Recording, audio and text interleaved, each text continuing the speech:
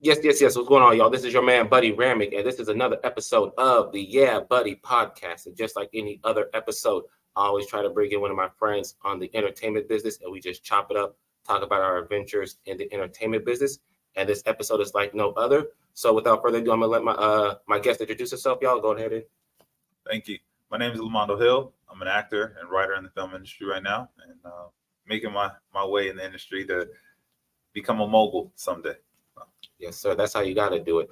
So Lamondo, how did you exactly get your start in the acting game? So, 2018 is when it all started for me. So I was volunteering at a workshop at Sacramento State. Real Man had 101 with Dwight Taylor. Great guy. If any of you guys know him, also in Sacramento, he allowed me this opportunity to come volunteer and help these young men. And my mentor, who was a screenwriter, Emmy nominated, fantastic human being by the name of Sterling Norman Anderson, was one of the people there. And he came up to me, man, on the fly. I was moving these people around the room, and he looks at me, with like the camera thing, and he's just like, "Have you ever acted before?" I don't know nothing about that, man. Coming out of Richmond, California, there was no acting dreams. There's none of that. I'm furthest away from that. I told him, I said, "Nah, sir." I said, "I've never done that before." I was okay. Comes back out of the room after he gives his first class, and he asks me again, and he's like, "Are you messing with me? Have you ever acted before?" And I said, "No." He said, "Man, here's my information. Take my stuff down. Look at my IMDb." I didn't know what that was at the time. He's like, "Check out my credits, man." He's like, "Give me a call if you want to consider that." So I went home. Man, I saw his resume, the works, man. He was on Unit, Dave Mamet, Dennis Haysbert, just to name a few. Worked with Sidney Poitier, like Gabby Douglas stories. Like, he has all of this crazy stuff. So then I got kind of intimidated. I'm like, "Oh man, like, you don't know who you talking to." And I spoke to my wife about it, and he invited me over to his house, man. And we had a back and forth in exchange, and he was telling me all these things that were possible, and he was showing me some of the stuff that he's done and how important filmmaking is. And before I left his house, I was walking in the front room, and I'll never forget. He said, "Lamondo, what is it you want to do with your life?" I said, "Man, I want to inspire people. I want to inspire the world to help people be better versions of themselves through my gifts as a speaker and as a storyteller." He said, "Well, how are you going to do that?" I said, "Well, I got to work my way up to becoming a keynote speaker. Maybe somebody will give me an opportunity." He said, "That sounds good." He said, "Well, how many people do you think you can inspire if you were on that?" And he pointed at his television screen. I said, "Man, hundreds of millions, if not billions, depending on who watches me." He told me, he said, "Lamondo, if you do everything I tell you to do, it will not be easy. You will become an actor of this generation." And I've seen it before. He said, I've been around stars. I've been in Hollywood. I've done it. He said, "I'm telling you, you have what it takes. You just have to put in the work. It's going to be very difficult." And I went home and I told my wife what he said. And I asked her simply, I said, "Could you see me as an actor? Could you see me doing this?" And with her blessing, she said, "Yeah." Man, I got to work and haven't stopped since. So I trained for a whole year before I did anything professional, which is him. And he threw everything at me, man. And his name was Sterling. Sterling Norman Anderson. Sterling Norman Anderson. Shout out to him, man. And so now you going through the whole. You've never acted before. What is the process like now? You're in acting classes. You're training. Were you like it? Was there any sort of like intimidation, or were you just like nervous or anxious? There was never any nerves because I've always been a great speaker. That was the thing. The hardest thing was watching yourself on film. So learning to critique yourself, like you start seeing your tics and your habits. Man, it was brutal. I still have the first recording he did of me when I did my first Shakespeare monologue. God, dude, it was so bad. And it was a monologue from Iago and Othello. And I look back at that now and I'm very proud of it. But at the time, it was so painful. I was like, this is horrible. Who would want to see this? Yeah. But he told me, he said, "Lamondo, your mistakes are beautiful. And you have to understand these are the building blocks." And, with my work ethic, man, I have a really crazy work ethic. I'm being very, very serious about that. Not to just talk myself up or anything. But when I take a task to heart and I say I'm going to do something, I go above and beyond in any way that I can possible. And it was the same thing with acting. I mean, I studied countless hours. I still do with film and writing and all these other things. But yeah, once he started me on the path, that was the most difficult part, is learning to watch myself and be patient with myself. Yeah. I remember like when I first started like taking acting class, I had to go back and watch. I watched a lot of my videos like this. Exactly. You want to. Yeah, you're like, I don't look like that. You overthinking like you look like a boob. I'm like, no, I'm just up on camera. But then you look at it, you be like, I remember like one of the tips I always do. I always just like scratch my beard. And like every, oh my god, damn it, there I go again. Or I always be like, like what is? That's not a word. Like, stop saying that and stuff like that. That's funny. So you go take classes with Sterling. Were there any other mentorship that you had towards the beginning of your acting? So Sterling was my foundation, and he gave me everything. I mean, we went through all of the classics trainings because he was my teacher, and he studied in New York and L.A. and he was in San Francisco. I mean, he was in Uta Hagen's acting school. I mean, he literally went through the ringer. So he taught me all of that, and then he had me read books, with Stella Adler and Stanislavski. Like I went through all these things. Meisner techniques, hours and hours and hours of Meisner, man, with some of my scene partners and people who I consider family now. And it was just a brutal education in acting. And then later on, after my first project I did in Sacramento, a feature film that I did out here with Sally Fortier's casting in their production, I met Sandra D. Richardson. Okay. And she was like, she saw everything that I had and that I learned from Sterling in my base. And she was like, you have a really solid foundation. Now we're going to chip away at everything that may be wrong with you or that you may not catch. And her teaching was brutal too. It was one of those situations of where, like, when you learn how to drive a car or you ride a motorcycle, but you didn't go to school, and it's like, oh, okay, yeah, so you have all of this, which is great, but now I'm going to teach you this. Mm-hmm. And so it was like everything I thought I was exceptional at, any mistakes she caught, boom, she smacked. They corrected, man. So it was good. I love the both of them, man. They both have a ton of knowledge, man. They've helped me become the actor I am now. Yeah, no, I've worked with Sandra D a couple of times and stuff like that. One thing I will say up here is like how you say like with this, like it's like brutal and like all that type of stuff. Like the people who are brutal towards you, like really like on you, like, yo, this is wrong. You got to do this to correct it and all that stuff. Like those are really the people that really care about you. It was necessary. You need it. Yeah. People don't understand like the discipline that comes with trying to just even pursue acting, learn the process of what it takes to become an actor, like that discipline and that tough love, we call it. That tough love is definitely necessary. And if anybody's not giving you that tough love, then chances are they don't really, I don't want to say they don't care for you, but like, this is a hard business. Yeah. It's a hard business to get into. 100%. I mean, I would say for anyone, and we can talk about this later in the show if you like, but I mean, just the things that I do to keep myself structured and in my discipline. Like I say, each of my mentors had a huge significant part in my life. Like Sterling helped me out in a time where I just wasn't in a great headspace. Sandra did the same thing, and Sterling taught me so many tools in my acting, but also life lessons. Mm-hmm. Sandra did the same thing with my spirituality, the business side of everything. There was tons of stuff that they taught me, and I never shied away from any of it. It was all the stuff that was necessary. Now I resisted some things. I'm not gonna lie to you. You hear something like, "Man, I don't want to do this," right? Mm-hmm. But you have to, and once you finish it and you get on the other side, you find out how necessary it was. So I wouldn't take away anything, and I welcome all of what they've done. And like I said, those people for sure, I love them to the day I die, and I will always shout them out because they've helped me and they're still helping me now. Mm-hmm. So. And then, so yeah, we could get into that later, deeper into that, because like I said, the whole, like what you get into that lifestyle of being an actor, like it really is. I mean, like I say, like being on set, memorize, like doing lines, taking classes, that's all part of the job of being an actor. But there's also definitely that lifestyle that comes with it, where you got to be healthy, you got to both physically and mentally, So we'll definitely get into that later into the podcast. But so let's see. So what was the movie that you had worked on that was casted on by Sally Fortier? So that one was called Uppercut, and I believe the director was Robert Beaumont. That, I believe, or it may have changed now, but it's on my IMDb credits if you want to look it up. But that was a set where, I met Sandra, Aaron Leong, I met Dean. There were so many great people. Jeremiah, I worked with Eric Viking again, I met him the first time on Jexy. Okay. Yeah. A whole bunch of great people, awesome people. And then it was a trip because when I worked with them on that project last year, you fast forward 4 years later, because that was in 2019, I got to see all those people again on another set. So it was dope. Nice. Jeremiah, he got the beard. Yeah.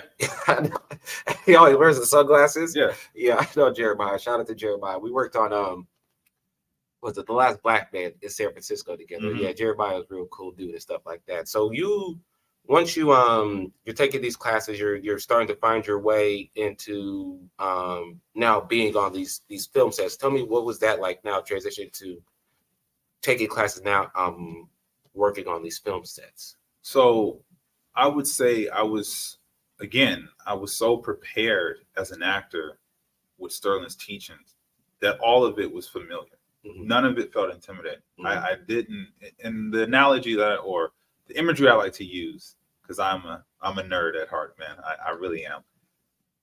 I saw it as like Sterling's school. We had a dojo, and we were all samurai training with wooden swords, right? Mm-hmm. And when I got on set, everybody, you bring your real sword now. Now everyone there is no, you're better than me. This is Miyamoto Musashi. Like, let's see who's the best. And we walk out of here, only one person walks away, right? So when I was around these actors, I was studying everything. Didn't matter if you were background or anything. I don't underestimate my opponents. I'm like, everybody has something to bring to the table. So when I got on these sets, it was just a place for me to just learn. Mm. It was a place to shut up, listen. And on my first set out there in San Francisco on Jexy, I mean, dude, I was trying to network with people, but I didn't want to say too much because I was so focused on production. I was like, man, I've never been around cameras like this before. I didn't know what director of photography was. I didn't know what an AD was. I didn't know what a grip or a gaffer was. I didn't know any of that. I was like, these people have walkie-talkies and they're walking around doing this snap. I'm like, I want to learn what this is. Mm-hmm. Because the one thing as an actor I learned very early on is I do not like sitting around waiting for the phone. That is one of the things that makes you go crazy. Yeah. It makes you feel like you have no value or you have no worth because you're just waiting for someone. And I'm still in the midst of that right now, trying to get my way out of that hole. But that first experience was just awesome to see all the technological stuff and all the people, the components of making a film, as opposed to the acting and everything like that. Yeah. So anybody who doesn't know, Jexy was a movie that came out, I want to say like 2019. Yeah. It starred Ada Devine, Alexandria Shipp, Kid Cudi was featured in it a little bit. And basically it's a movie about this guy who gets his phone and his phone starts talking to him. They have this weird ass dynamic of this. he develops this unrealistic relationship with his phone, or his phone develops a relationship with him, one of the two, but it's crazy and stuff like that. But we both actually worked on that movie. Yeah. We both worked on that movie, Jexy. I think when I worked on that, I was actually Kid Cudi stand-in for that for a little bit. Okay. And then, but like I said, it goes back to how you say, like when you're being on these film sets and stuff like that, you really get to see, especially come up here from like Sacramento. I think we had talked about this on the phone, but like, or who was it? But like basically like up here in Sacramento, like we see all these things that is going on, but never to the capacity of what's going on in San Francisco or the Bay Area. So just being on like those big time movie sets and just see what's going on, like how you said, there's a whole lot of working parts that go into making a movie. And so you take it all in, and then also just understand that, like you said, the hard work, the hard work that goes into it, like, cause you got to be prepared for it, because all these other people that are working hard, they're going to expect you to do your job too. Even if it's just a background, they're like, we need you to be the best background person that you could be. If you're being a PA, we need you to be the best PA that you could be and stuff like that. So what did you take away? Were you able to take away from working on that movie, Jexy, and then now being able to apply it to like your acting career? So Jexy was the catalyst. Like I said, I learned a lot. And Eric Viking kind of took me under his wing when I met him on that set. Because we had and it was so, like, I'm so grateful to these people that I name drop seriously. Like, because they didn't have to. Yeah. That's the thing in this business. Yeah. People don't have to. They don't have to help you. Not at all. I mean, no one is obligated to tell you anything. Mm-hmm. And so I'm saying the grace of God or my aura or whatever it is, for example, you even having me here on your podcast, you know what I mean? I'm very appreciative and thankful for that. When he asked me, what is it, that you're doing here? Because I was asking him so many questions about, like, what's that, right? He said, what did I want to do? And I told him, what my goal was in the entertainment business. And he was like, okay. And he said he saw something in me from that exchange. And so he was just teaching me little things on set. And I took all that. And another pro tip, if you guys are out there, actors coming up or other people, If you got your smartphone with you, notebook tab. I don't care how stupid you look. Take notes on every set you go to. Yeah. People's names, or whatever, and have that as for your mental Rolodex, man. And so I took all of that, what he told me on that set, and I told him, I said, man, I'm gonna see you again. And obviously the chances of that happening is wild, because these people are working all the time, and people never know or whatever. But it was dope when I was able to see him again, and how much I grew as an actor. But yeah, that experience on that set taught me a lot of, I'm gonna say, set etiquette, and that networking is very important. But if you translate to what I do now as an actor, I mean, man, I've come so far and have experienced so many other sets.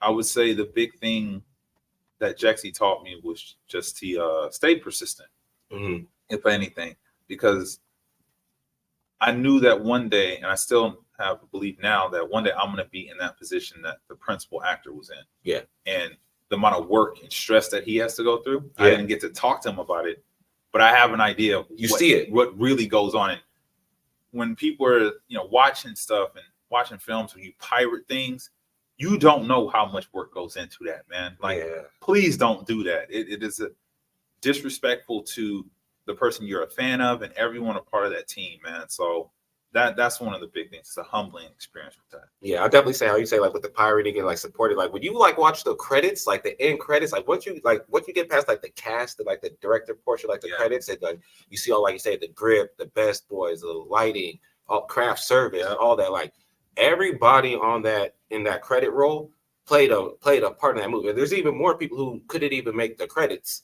you know what I'm saying, that still played an important part of the role of that movie and stuff like that. So just understand, like anybody who, like I said, if you want to pursue acting, if you do watch movies, you're a fan of movies, stuff like that, pay for it. You know what I'm saying? Put that money, please support them and stuff like that. But then also from like the actor standpoint, just understand that like this is a huge blessing, the opportunity that we have. Like whatever like problems that come across from this, or good things, bad things, or whatever, it's a blessing to have those things in your life, because not everybody, one, has the opportunity to pursue it.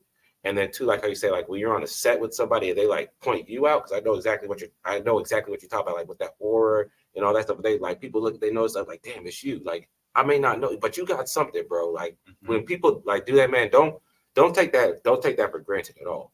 Yeah, at all, man. It is definitely it's rare. It's definitely rare. So now you worked on Jexy. Have you worked on any other type of like big projects and stuff like that? Yeah, so I did a little bit of stuff for 13 Reasons. And that was, years ago. There was another film called Woman is Loser that was in San Francisco. I had the ability to work on a show that was going to go to HBO, but during the pandemic, some stuff happened. It was called The Faction of a Hitman. So that one, I also had the honor to work on a documentary this year, actually, with Nancy Hamilton, and so it's called Transformation. That one went off to do really well in the film festivals. And then I've been on shorts that had bigger production staff. Like Aaron Leon directed this one. It's called The Cave, written by this guy named Tommy Ross out here in San Francisco. In Sacramento. Apologies, in Sacramento. And like I said, on my IMDb, you can check it out. I worked on a feature last year with Nick Leisure, a big director out here. Yeah, Golden. That was an awesome experience, man. Like I said, another time in your life where you see people raising the stakes, and you start going, okay, I got to work that much harder. Yeah. So Golden, that's a movie that's being directed. Well, Nick Leisure, he did like all of it. The directed, the producing. Did he write it? Yeah. Yeah. So yeah, Nick Leisure is one of the the top independent director filmmakers up here in Sacramento. Does a lot for the Sacramento film community. I know you can't talk too much about Golden just because it's still in the post-production process and all that stuff. But can you take us back to I guess the audition process for it? Yeah. So Stephen Morris, one of my guys, man, love him dearly. Him and Benjamin Cadronell. If you guys see this, y'all know who you are, man. I love you guys. They helped me out in the beginning when I first started acting. But he had called me, and he has a very great relationship with Nick. And he was like, man, hey, my boy's got a movie coming up, man. You need to audition for this. And I'm like, okay. So go to the first audition. I did pretty well. He came outside and told me, he's like, yeah, man, I think you did pretty well. He's like, but hey, they're opening up again next week. You need to come back. Yeah. I'm like, man, usually I was like, usually you do one strike and they kind of like make the decision. And He was like, nope, come back, trust me. So I came back, auditioned again, cleaned up some stuff, and went for some different roles just to show that I, my range and stuff like that. And man, I will not forget it, because there was a whole bunch of people they were considering, and it wasn't many roles of it. The film was they were coming to where they needed to close on their filming and stuff like that. So again, I went into it without an ego. I just wanted to audition, put a good impression, good foot forward for my boy to help me, with all this information, man. And he called me when I was at home running on my treadmill. Mm. This is how funny it is, man. I'm out here running on my treadmill, working out, and I get a phone call, and he was like, "Hey," I said, "Oh, hey, man, how you doing?" He said, "I want to let you know that we're considering you for the role, so congratulations to you." And man, I was so happy that he gave me this opportunity, man. I was like, "I'm not gonna let you down." He's like, "Yeah, just don't fuck it up." Yeah. I was like, "I promise you I won't, man." But the whole filming experience was super dope, man. It was awesome to, be across talent, people who worked in LA and have major credits and stuff like that. It was the first time I was ever able to act against or with someone in a scene like that. So that was like super dope, man, and a humbling experience. And just the whole production crew that he has, his family of people that he works with when he makes his films, all those people are great, man. I got to meet some really dope and amazing people and some connections I even have right now. And I love it, man. It's only made me better. And he's a fantastic individual, man. Like, Nick is a very awesome person, dude. And he's very humble. He's very genuine, man. He's got a very kind heart. And I think that I resonate so much with him just because of his background and where he came from, the same way where I come from. It's very similar, and just morals and things like that. So he's a dope dude. Really happy to have him in my life, man, and what he taught me on the set. And I'm gonna take all that forward into all the things that I do, man. So nice. Yeah, shout out to Nick Leisure. One thing you were talking about, like working with these LA actors and stuff like that. I think that's also, like I said, a testament to the hard work that you put in. Like, I always say there's this thing called like the film gods or like the movie gods. Like, so you may feel like you may not know when that opportunity will come, but like if you do the work, that you stay true to what it is that you're supposed to do, pursuing your goals in life, then the film gods will, to reward you for that. Right. And a lot of people feel that you have to move to LA, to be around these LA actors and stuff like that. But like, no, you did it. You auditioned for a movie here in Sacramento. You've been putting in the work, and so then now you're there. You have that networking that circle of networking now, to where you have those LA connects that a lot of people will run to LA to get. Yeah, and I mean, again, it's nothing but less than a blessing, man. Like, I put in the work that I have, and know that I'm a long ways away from where it is I want to be and where I believe I should be. But I'm very grateful for every opportunity that's given to me, and I execute. And I'll tell you, personally, I don't have like an ego. Like, being very candid with you, man, I don't care if you're an actor from LA. I don't care if you're from New York. I don't care if you're from Atlanta. None of that intimidates me. I honestly and humbly do not care. And it's not a thing of arrogance. It's just I know where I am. I know that when the time comes and I need to do my thing, I'm going to execute based on my teachings and my hard work and the morals that I have. The thing that separates people, at least from what I see from LA actors and things like that, it's the hunger, and it's the understanding that this opportunity is not something that is owed to you. You had to work for this. Yeah. And I'm just saying the vibe of what I'm saying. I'm not saying everybody's like this, but my experiences on set, I've seen some people who are so arrogant to think, oh, I got this role, so now it's about me. No, I had a very early on, my mentor Sterling, I'll bring him up again. He came down and gave me a production sheet one time. He sat me down in his office. He's like, let's go through this, right? First thing I saw was line producer. And I see everybody's like titles and the money they have and everything like that. At the very bottom, you know what it said? What, actors? Exactly. Talent. Yeah, he was like, I want you to remember this, right? Yeah. Because you can't be so arrogant to think that you're this. When you have a name and you're producing and you're putting money into this project, and you have that presence, and you've done your 10,000 hours, and you have films that have made people laugh, cry, happy, whatever, and you can do that, then you can start feeling like, oh, I'm something. But even you need to stay humble at that point too. before that happens, don't even try. And I've seen it with people who are like drama queens or whatever. And I'm like, dude, that may work for some people. I can't tell you what won't work, but I just feel like in the long run, that won't. I don't know. Your reputation will be tarnished because of that. Yeah. And all you have is your word when you die, man. Like you have your legacy. And I don't want mine to be looked at like that at all.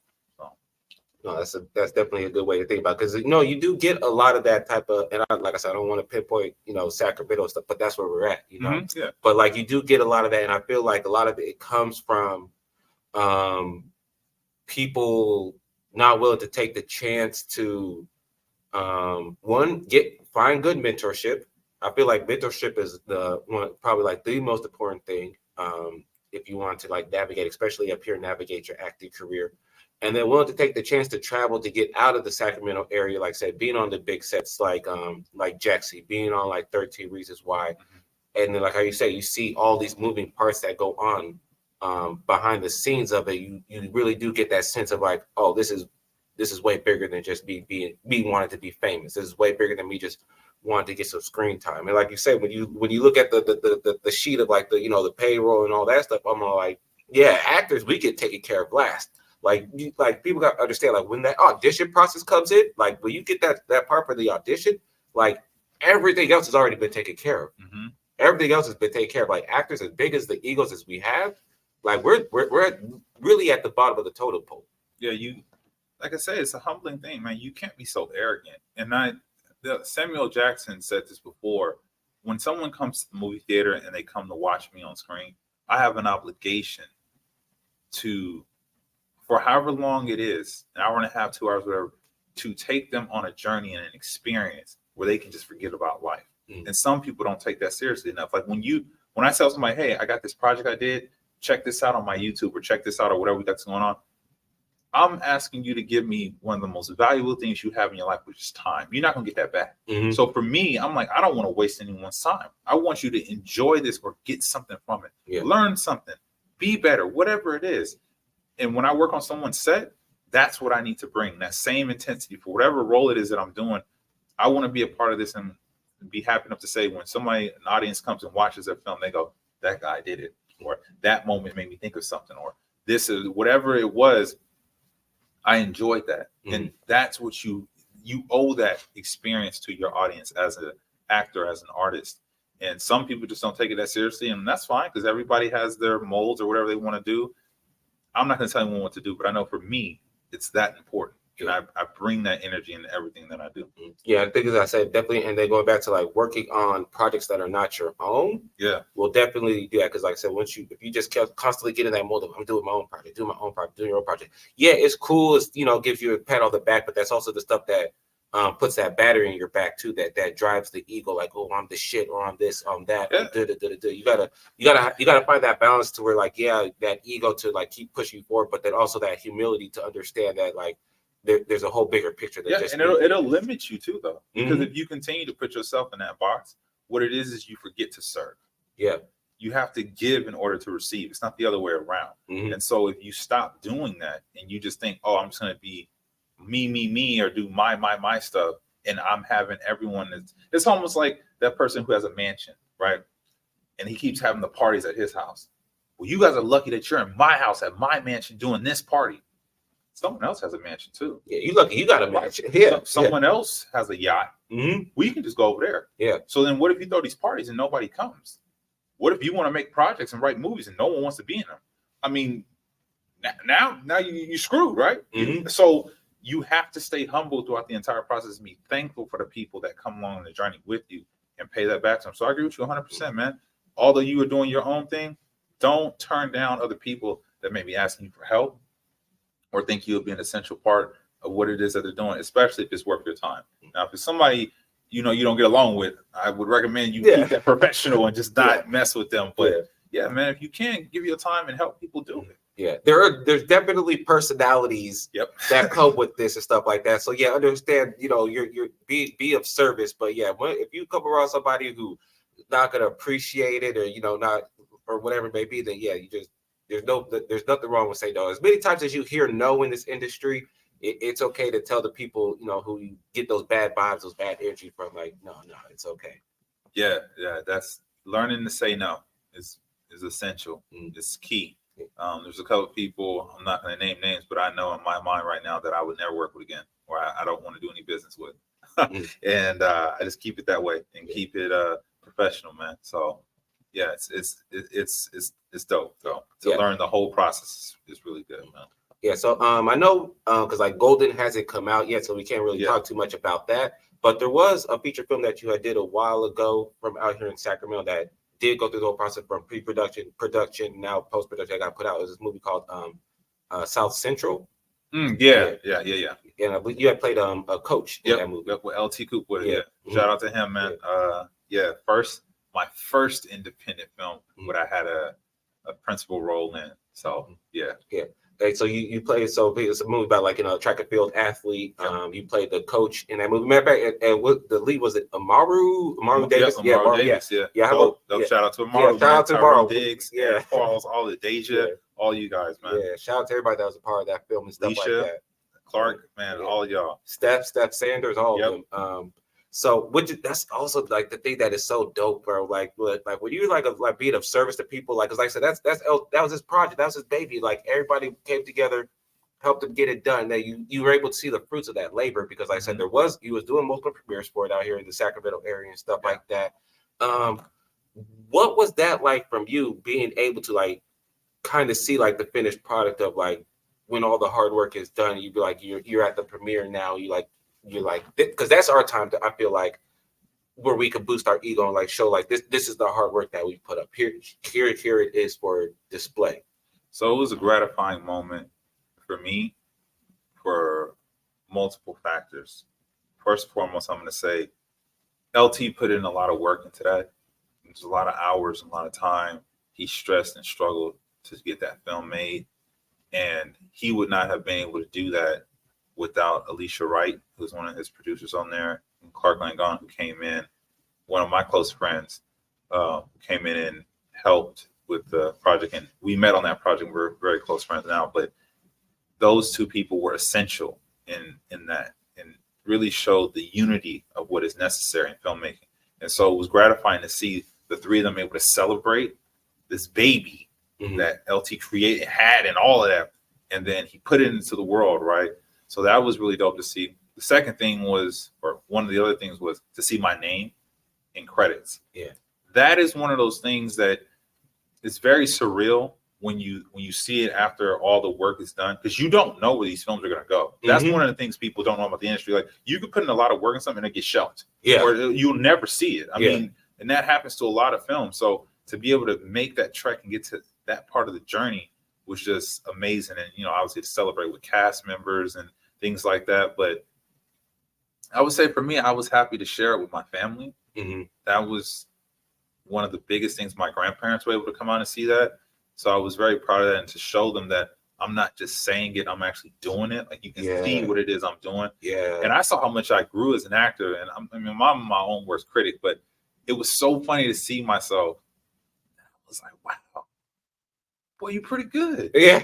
You're not bad. Like, bro, you're not bad, man. Because I will tell myself, I don't like this, and I didn't do this right, and man, I should have done this. And when it comes out on tape and everybody and film and everybody sees it, everybody's going, no, Lamondo, it was great. You did a great job. I'm so much thinking about, I need to do this and do this better. And then when I see the final result, I'm like, wow, you got to be grateful. You got to be grateful for what it is you're doing, your ability. So that was, those three things I would say were some of the biggest stuff that I took away from that and that experience. And I was like, man, I want to make this a familiar thing. I'm going to share a story with you real quick. Oh, yeah. So during the pandemic, I was at a very, very low time in my life, man. I lost myself, and I mean, really lost my mind, man. Many, many years ago, which I won't get into too much. I had contemplations and thoughts of suicide, man. I was gonna kill myself years and years ago. And during the pandemic, I could just feel myself going into that dark place. And my wife was pregnant and things like that. And everything I had worked for in the acting, industry had shut down, obviously, right? And she took me to go see Tenet Nolan is one of my favorite directors, and so she took me to go see that, and I saw John David Washington, Robert Pattinson perform to that movie, and it was like this moment happened, man, where God was speaking to me, and the energy in the world was all aligning. And as soon as that film went to credits, I looked my wife dead in her eyes, and I said, "I can do that, and I'm gonna do that." Mm-hmm. I said, "What John David Washington just did." Major movie production, all that stuff, lead, I'm gonna do that. And I said, I promise you that. And she was like, I believe you. And so, she was just happy about it. But you fast forward to seeing North Central, I got a little taste of that. I saw my name up there. I wasn't the principal, I wasn't the main character, but I saw that. And I said, this was an independent film. This is a feature, right? Wasn't a big scale, budget film, but it was something. Yeah, a feature is a feature. Yeah, and I saw myself up there, and I said, man, okay. And little things like that, the momentum you get for that, just like being on Golden, when that goes to premieres and does all that stuff, that little feeling is going to come back because you are affirming to what it is you said you were going to do. Mm-hmm. And I just use that as energy, man. So yeah, it's like because like I said, with the comedy too, but like with the acting and stuff like that, you never know what, like I said, you never know what's going to happen with these projects or anything like that. So like I understand completely what you're talking about, like from the mental aspect, because then it's not only like you, but then it's also like the people around you. You got, man, do they like, because everybody has their own level of like what fame is, or because this isn't like a normal job to pursue. No. So like a lot of people don't understand the aspect of like what it means to like really work your way up into this industry. Yep. So definitely like with the mental aspect is something that really doesn't really get talked about in this industry, especially because everything is so glamorized to make it look so beautiful, like this diamond, but people don't understand the mental game that it plays on us as well and stuff like that. I know for me, like I said, I was called the same exact thing. Like maybe it was probably about like in 2000. Well, comedy is the thing that got me out of my suicidal thoughts. So it was probably in about like 2016, because like I said, acting was going really good and stuff like that. I just did a short film out here that was called the Two Gamers. Okay. And in that movie, we had the bailiff from Judge Judy. He actually used to stay out here in Elk Grove. Okay. But he moved to New York. But he had a cameo in the movie and everything, so he was in there. But it was going to all these fucking film festivals, boo, boo, boo, boo, boo. But then like, within my whole acting circle and stuff like that, they all turned out to be like, racist people. They were like, wow. They're like, we don't really, I mean, congratulations on the work that you're doing, buddy, but we're never going to put, black people in our films and all this type of jazz. And it's all like that fucked up game. You're like, damn, man, like all this work that I just put in, and it could literally lead to nowhere. And knowing as slim as the chances are right now, like just as how slim the chances are to like make it, just knowing that there's people in my circle that was not only trying to see my downfall, but literally going out of their way to see that I don't succeed. Comedy was the thing for me that was able to like just put it out there in the open, give me a like my brain a refresher, something to kind of like redirect, my thoughts and like what I wanted to pursue and stuff like that. It just gave me that outlet. I think we was talking about this at the beginning of the podcast and stuff like that, but just the whole mental thing. Like now after you get your head right, get reaffirm like, okay, this is what I want to do. What are some of the things that you do now to keep that to keep your head straight? Okay, so my son was born in 2021, and that was a life-changing moment for me. June 24th, I came home, like I said, in the pandemic, lost a lot of stuff, and I saw my wife and my son, and I sat there and I said, okay, I need to stop talking about this, and I need to be this person that I imagine I could be.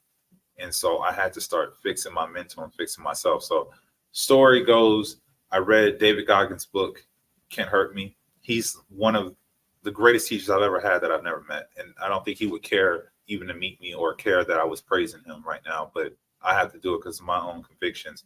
And once I read that book, I started to read the Bible.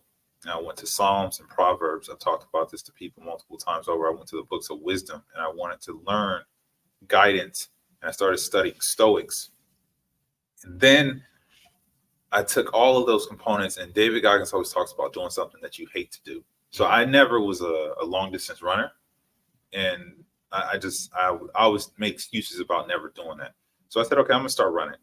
And my first times were terrible. I was exhausted. I knew how much out of shape I was. I always like lifted weights and did calisthenics, but I didn't run, so I didn't have any wind. And when I started doing that, what I noticed is that I don't use music. So I don't turn on headphones with music, and that's a distraction. Oh, okay. Interesting. So, either I'm listening to a podcast, an audiobook, something that's teaching me while I'm doing it. But when I first started out, I would run 2 to 3 miles without any music, and I would just listen to my own internal thoughts. So all the insecurities I have, all the negative stuff that I say about myself, all the things people have said about me in the past that I hold on to, I had to face all of that in those runs. It was like a meditation, so to speak, for me. And I kept going back and kept going back and kept going back, because I was like, every time I do this, I'm correcting something. I'm learning something about myself. And so you fast forward 2 years later, as we're in the new year, so I'll be going on my 3rd year with all of this. Dude, I've run a half marathon. I ran my first marathon last year.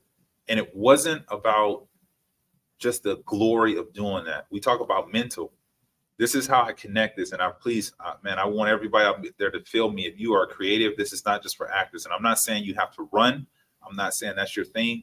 Find that thing that you do not like to do, that challenges you, and you keep going back to it.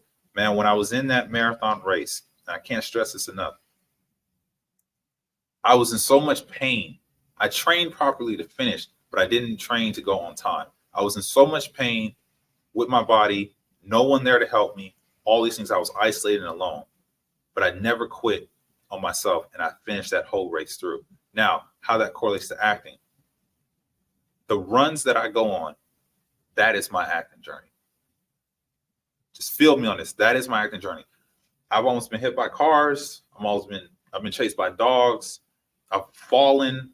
I've been exhausted. I've probably almost passed out, probably been dehydrated. All of these problems that come with running, right? Mm-hmm. Feet messed up, shin splints, back pain, all that, right?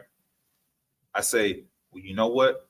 All of what I'm feeling right now is going to happen in the film industry. There are going to be days I don't want to go to set. Yeah. There's going to be days people are going to yell at me, say nasty things to me. They're going to curse me out. They're going to talk behind my back. They're going to try to sell me out. They're going to say this. They're going to say that. All of these negative things that are going to come in the way to stop you are going to happen. And I told myself, if I quit on this run, I'll quit on the drink. And I tell myself all the time, I can't do that. My mantra, man, when everything gets hard for me, dude, and I start to feel sad or whatever, I tell myself, man, as long as your heart beats, God won't give up on you. Mm-hmm. So you can't give up on him. Yeah. And I stay true to that, man. And I'm very disciplined in that way. And it's helped me with my mental, man, and my spiritual journey. And that's what keeps me focused, because the end goal of all this is bigger than me. Mm-hmm. It's not just about me. It's not just the fame and the money and all that stuff. No, it's so that when I get to where I'm going, I can help so many other people who also thought this probably would never be possible for them. Yeah. So mm-hmm. I stay true to that, man. And it's all about building a network and people around you. And, Sandra D, she's another one. She's a big component of this with the spiritual aspect. When she took me under her wing and started teaching me the additional parts of my acting and the business, she was so potent with telling me, Lamondo, you got to get your spirit right. I know you believe in God, but you got to get right with your spirit. And you got to feel that. You got to find that security in yourself. And, man, she was 100% right. And ever since I've done all that stuff, man, my mind has been so much better and so much clearer. I don't take things personally. My Sterling, he gave me the book, The 4 Agreements. If you guys have not read that, please read that with Don Miguel Ruiz. It's a great book. It's a very short read.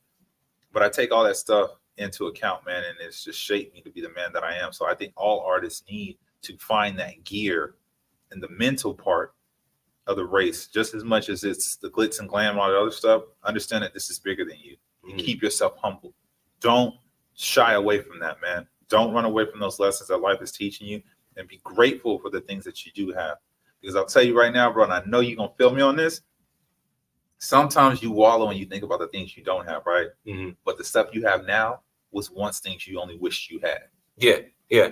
Mm-hmm. And I mean, it's real. Yeah. You get caught up in the wave of everything in entertainment, but you don't understand, man, you got so much more now than you started. Yeah, you get so caught up in the thinking that this is a destination and not like the journey, and not really appreciated like like say just things that like I would look at now and be like, damn, look, I don't appreciate the small things, but those small things back then, like those were like huge things to me. Yeah. You know, and definitely how you talk about with the spiritual again, right? With whoever your God is, we don't want to, preach religion. But we don't want to preach. We're not here to preach, preacher. Not trying to sell you. Yeah. But like just having some type of, faith in what it like, just faith, having that connection with God, it would be like with the spiritual and stuff like that.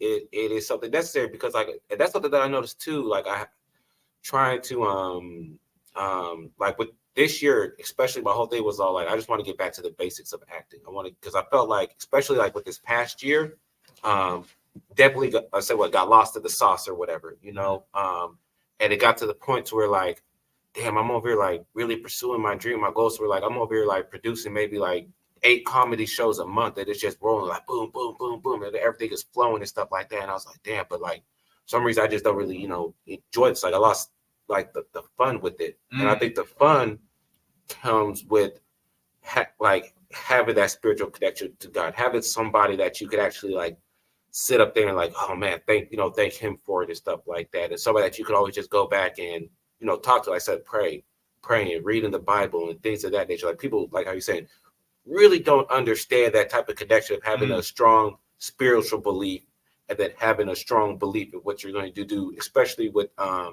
acting and filmmaking. It's definitely necessary. Yeah. I mean, I'll tell you right now, I'm going to coin a phrase that I've heard multiple times. This isn't my original stuff, but going back to scratch, right? Like I tell myself with everything I do. So I study film every single day. I don't care what it is. Studio Binder is one of the greatest YouTube channels I've ever come across. I learned so much from that, but I study film every day and I try my best to write every single day, something to keep my acting skills sharp. And I always go back and review my film. Now that I edit some of my own stuff, I'm able to watch myself like, okay, I'm going to do this, or I'll watch scenes when I film study and I'm like, okay, I'm going to try that, or, what is he doing or what is she doing there, so on and so forth. And I didn't even mention this to you before we started the podcast, but my film Need a Lift, that was my first short that I wrote. And Clark Langon is a producer on it. Alex Goki's also a producer, and he was a co-writer. He came in and helped me adjust some of the stuff that didn't make sense in my writing. And then, I have my DP, John Lucas, Kendrick Daniels, another great actor. I'm pretty sure you know about him. Tyrone Diggs. Yeah, Tyrone. Baby Tyrone was on Freaky Tales. Freaky Tales is coming to Sundance soon. Yeah, shout out to Tyrone. Yeah, Eric Qualls is in there. And my brother Jesse Taylor was on the project.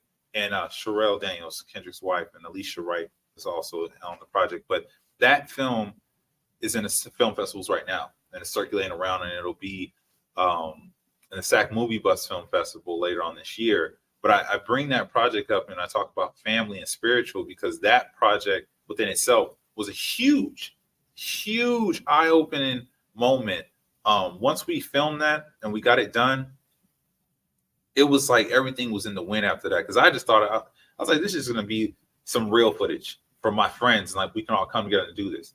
Man, we got a colorist. Brenton came on, shout out to Brenton. And Patrick, our music composer, who had a meeting with Clark and wanted to come on with that, man. It was just divine intervention that these people wanted to help us, because we didn't have money to pay them. Like, we were doing everything on our own. And man, we went to a film festival last year in Los Angeles.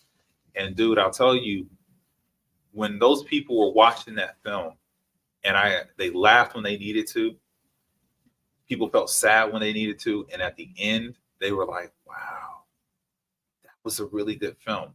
To be around people who do not know you, don't owe you nothing. Audiences are brutally honest. As a comic, this. Yeah. You're in an environment, people do not pull punches. They will tell you suck, get on stage, whatever. And when I got to see the reactions, because I didn't tell anyone that I was the writer or whatever I was in it with the audiences, people had great responses, man. And it was so heartwarming to feel that. And I said, man, this can't be anything more than hard work in God, man. Yeah. I just can't, because I can't create that. I can't artificially manifest that moment. One dude came to me straight up, was just like, bro, I'm gonna tell you right now, your movie felt like a movie. Everybody else stuff felt like or some of these other people. So I'm not gonna say everybody else stuff, but he's like some of the stuff I've seen looked like it was like a TV show. Like yours was like a movie. Like you had me feeling like, wow. He's like, man, I'm actually inspired by that. I don't know this cat. You know, we met that day. And he told me that, and I was just like, man, I'm in my purpose. This is the road that has been paved for me. This is what God is calling me and telling me. This is what you need to do. So stick to that. Yeah. Don't fight it. And I'm not saying for people who have like Hollywood dreams and stuff like that you can't do that. I do believe everyone has a role to play, and someone can do roles that you can't do. I can have a whole bunch of range. I think I'm a very dope actor. I don't brag on myself, and I probably should do that more. But I let my work show for that. Yeah. You can watch my work, and then you can evaluate yourself and see, okay, this dude isn't messing around. But there are roles you can play that I can't play. There are things you can do that are unique to you that I will never be able to do. It doesn't matter. And I think people just need to understand that and know that that's the truth and be humble with it, man. Yeah. Like, you don't have to be the next person. Just be yourself. Just be you. Exactly, man. Just be you. Just, like I said, be the best you that you can be. And that's really how you say what it's about, man. It's about put it in the work, because this is a job. This is a business. You know what I'm saying? It's not about looking good and stuff like that. It's about putting in the work. And then at the end of the day, man, just leaving it up to God. Yeah. And then it'll just grow from there and stuff like that. I know, because like with talk about like with all the mentors and stuff like that, because my mentor who I had, once I left that whole acting school, you know, got my mind right and stuff like that. My mentor, his name was Lionel Gardner and stuff like that. Like I'll tell you, like when I first started working on like movie sets and stuff like that, I was bad. I was bad. I would do things that like I didn't know it was bad. Like I called it like, oh, I'm taking souvenirs. Right. But from around the way, we gonna leave with something. Exactly. I'm like, if I'm not leaving with the line, I'm leaving with something here. You know what I'm saying? So, but then he was like, no, that's called stealing. You're stealing props from a movie. So I was like, oh, my bad. But just having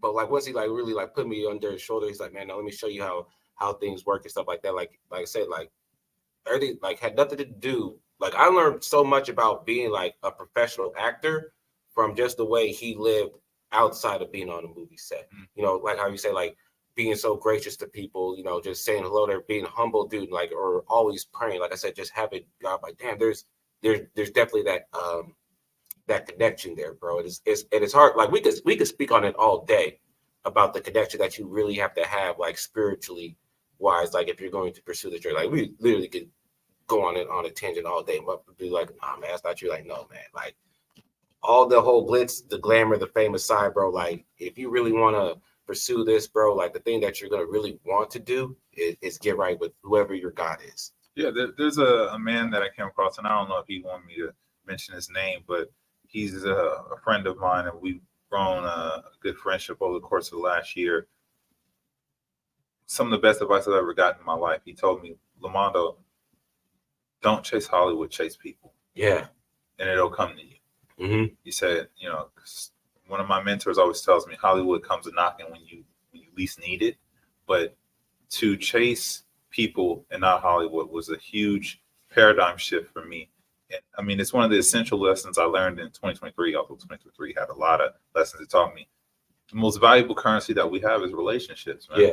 Like when times are rough and things start falling down, you can have $1 million in your bag and you can take that from house to house and say, hey, man, can you put me up for a couple of weeks and help me? You know, all this crazy stuff's going on. Someone to take that money and then put you up. But when that money starts to, you know, when that water runs dry, they go like, hey, man, you know, you ain't got this no more. If they love you, it's unconditional. I don't need that bag. Just come be with me. I got you. Yeah. And they will take care of you. And I just think in this business, it's so essential to do that and have that understanding with people and to treat everyone kindly, because you truly do not know who people will become. Yeah. I mean, I've had people, not a lot, but I've had some people say some stuff to me that was like, wow, okay, that was very disrespectful. And they, you know, it's like, yeah, and I'm this and that. I'm like, okay, just remember who you talking to too. One day, I'm not going to be this naive kid that you think that I am that has whatever dreams. No, you'll see that. And then when I sit across from you, it's going to be a whole different ballgame. You'll be like, wow. Yeah. Yeah, one thing people really do not understand about this business, man, it is small, and with like what goes around really comes around. The same, as long as you stay persistent in this business in some type of way. I mean, even if you're bad or good or whatever it may be, you're gonna run into those people again, and those people that were doing good, man, they're gonna be on a whole higher level than where you at. If you're over here doing bad, shitting on other people's goals, shitting on other people's ambitions, just to big up your own ego and stuff like that. You're gonna look around, you're gonna look up and be like, damn, I'm in the same place I was, and this person, he's all the way up. It's like, man, what the heck? You know what I'm saying? Like, you're gonna see those things. And I mean, whether that it humbles them or not, I don't know. But it doesn't really matter to me, because I know I did that. I know that's how the game works. So it's always this is always an industry about paying it forward. Like, if you like talk about money and stuff like that, no, the only thing we're paying is we're paying it forward. You whoever helped lifted you up, man, do the same exact thing, or and vice versa. Even if somebody never helped you out, man. Like, I remember, like, say, like with Lionel and stuff like that, like when he had seen me work on his movesets, like same thing, like with you and Eric Vikey. He's like, man, you got like that aura or something about you. He's like, man, if you ever need a place to stay while you're out here, man, just let me know. And I was like, same thing, like how you say, like with $1 million. I was like, all right, man, if you say so, if you like, don't put that battery in my back, you know what I'm saying? But like, yeah, like started booking auditions. I was like, hey man, I need a place to stay. He's like, all right, bro, I'll get the air mattress out ready for you and everything like that. So when people would see me in like these movie sets and all that stuff, they'd be like, damn, man, you on every set, man, you on every set. I'm all like, well, I got somebody looking out for me, bro.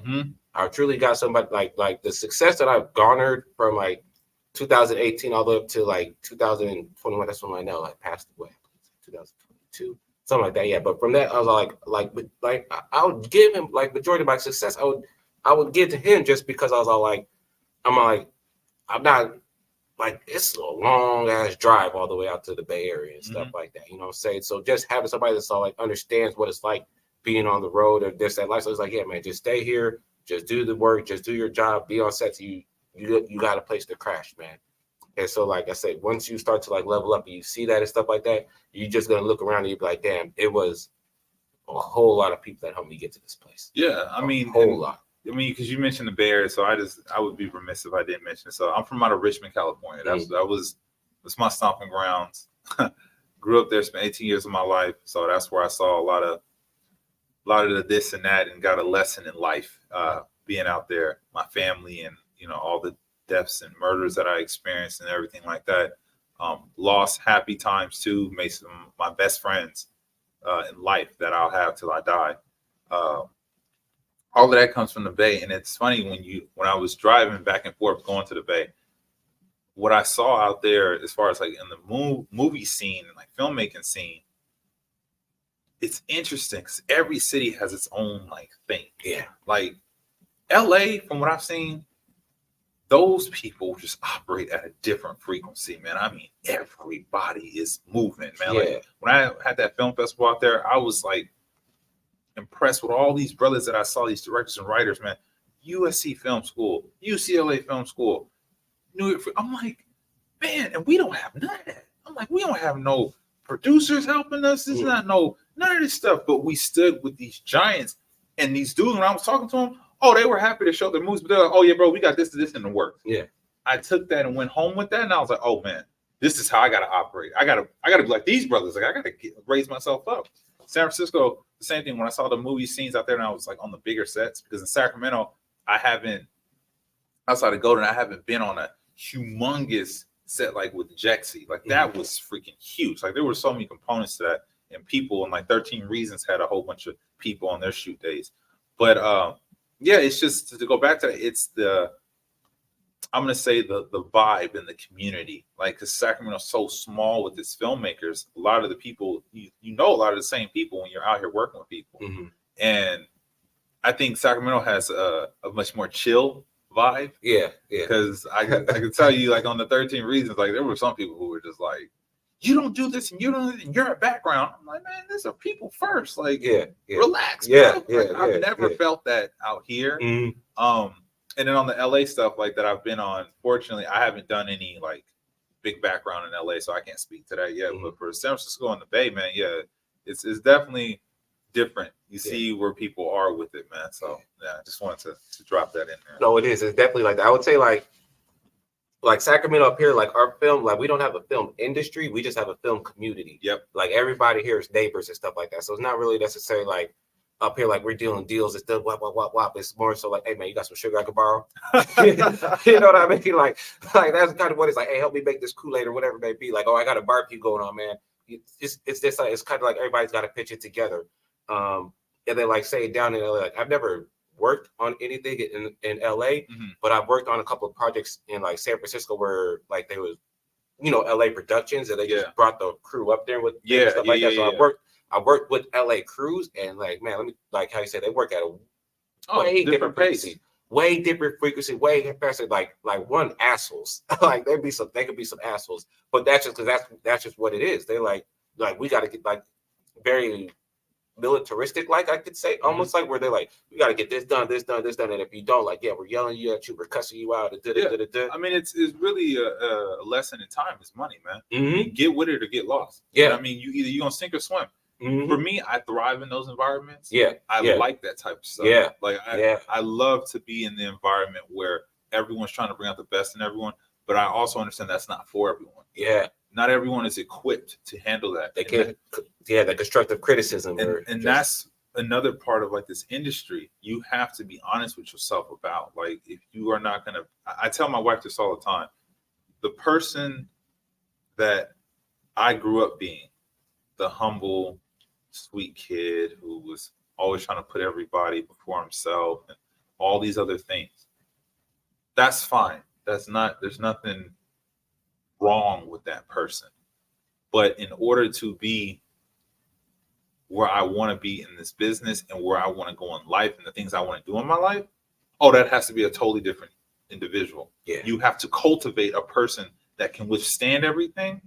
So that's where all the lessons and everything come into play. And I think that some people take things too personally and they feel attacked or they feel jaded when they're around communities or I'm going to say sets like that, the culture, when it's like, you got to adapt. You have to learn how to adapt to that because that is what the movie industry is. Not saying the bad stuff, but I'm saying just working on set, the pacing, knowing your lines, knowing that scripts can change. Like some people don't understand that. Script revisions are a real thing, bro. You will have something the night before. You will go to sleep for maybe 4 or 5 hours as talent because you think that, oh man, I did this 12-hour a day. Bro, it's people in production that ain't slept. Like 24 hours, 48 hours, they're going on caffeine, wired. You wake up in the morning, oh yeah, the writers wrote this for you today. What? Last night I had to step. Yeah, they're changing it. This is the business, right? To get that beautiful result. So again, like we said in the beginning of the conversation, you have to stay humble, man. You have to understand this is a part of the culture because everyone is trying to go for the best product that they can. That's their intention. No one sets out to make a bad film. I don't think anyone does that. No matter how terrible the movie is. Like, that was not our goal. Right. The goal was not to make it bad, but some people just are not. This is not what you want to do. Like, for example, I ain't no rapper. It's not me. I can be okay with that. I'm not a singer. I can be okay with that. Be real with who you are. If you are not meant for this industry, if you are not an actor, if you cannot handle production, all that stuff, be honest with yourself. Don't keep lying to yourself because it's gonna expose you. It will definitely expose you. Sooner or later, it will expose you because you're either gonna, like I say, you're just gonna see yourself just plateauing, or once you finally, get the cojones or whatever to like step into that, that bigger production, you're gonna walk into it. Like, so you're gonna walk into it with that whole like it's all about me type of thing. Like say for instance, when I was working on Freaky Tales with Tyrone or whatever, like I was like. Me knowing what it is to be a background actor, knowing that like, okay, I'm just here to fill up the scene to make it realistic. I'm not here to get all this camera time. I'm not here to like look at this like, oh, this is gonna be my big moment. I'm just here to, like I said, do a job, which is to be extra. I'm saying? I just gotta just fill up the scene as whatever the assistant director wants me to do. And then when I'm done being on that scene, in the back, I'm networking with people. That's my job as a background actor, knowing that. But then like you could get somebody who, like I said, if you're so constantly just working on your own projects, used to being the star of these projects and stuff like that. When you get to like on a set and you are a background and you realize that, oh, I'm not going to get this camera time, Oh, you mean this isn't all about me? Like this 10 seconds right here is not all about me? Like what? Like it could be a real head like Yeah. like, what the? I mean, I think this is the street side of me that's gonna come out. Learn to play your position. Like you just have to. Like it's not it's not personal, man. But some things you're not ready for that moment, or this is just not your moment. And I know what you're talking about people who they think it's about them, or they think because I'm on this movie is, dude, no, it's not though, bro. Like it really isn't. And like you said, you got to know where you are. And that's okay. Yeah. Not everybody could be an Avon. Somebody's got to be a Stringer Bell. Somebody's got to be. Man, somebody's got to be a Wee Bay. Yeah, I mean, dude, everyone plays their position, and sometimes like Devon Franklin, he has a book called The 10 Hollywood Commandments, and one of the commandments that I am always preaching to people is, I believe it's number 4, learning to carry a crown before you can wear one.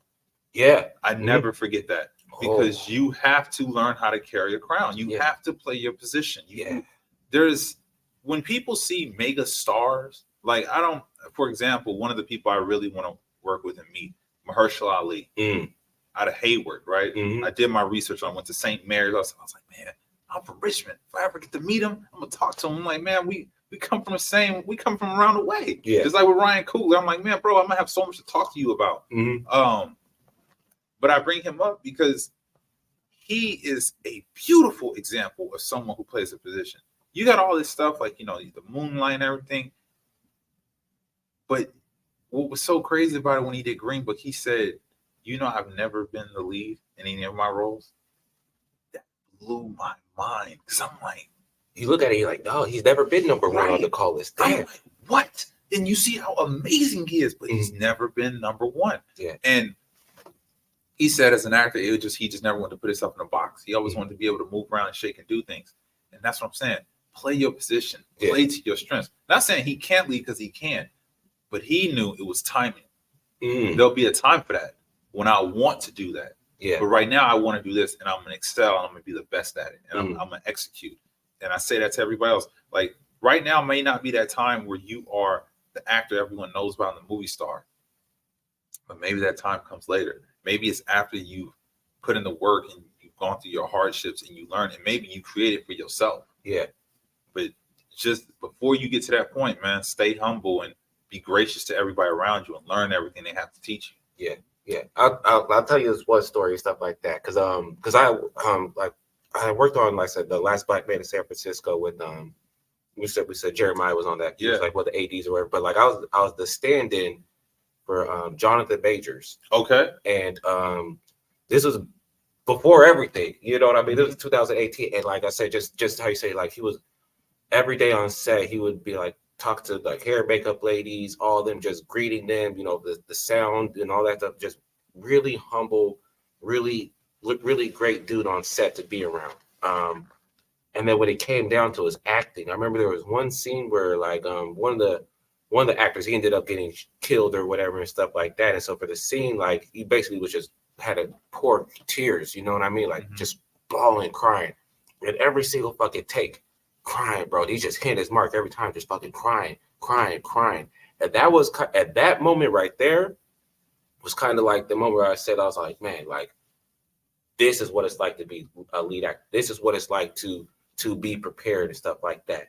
And then with him, like I said, as talented as he was, like he knew he was the shit, but then just carrying that humility and stuff like that. Like I even showed him some of my stand-up clip. I was like, here's this. He's like, giving me like little moments. Hey, bro, you're really fucking talented, bro. Like keep doing this thing and shit like that.